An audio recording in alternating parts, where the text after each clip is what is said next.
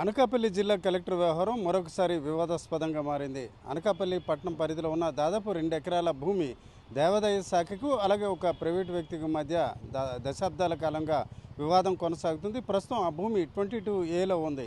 అయితే ఇటీవల 22A నుంచి తొలగించాలన్న ప్రతిపాదన కూడా జరగడమే కాకుండా దీనికి సంబంధించి ఒక జీవో కూడా కలెక్టర్ విడుదల చేశారన్న అంశం ఇప్పుడు రాజకీయంగా దుమారం రేపుతుంది.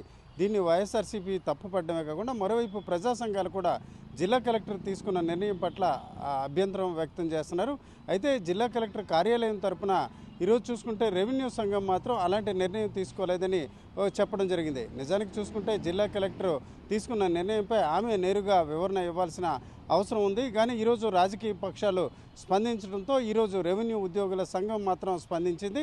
అయితే దేవాదాయ శాఖకు చెందిన పరిధిలో ఉన్న ఈ భూమిగా చెప్పుకున్న దాదాపు 2 ఎకరాల 40 సెంట్ల ఈ భూమి అనకాపల్లి నగరం నడిబొడ్డున ఉంది.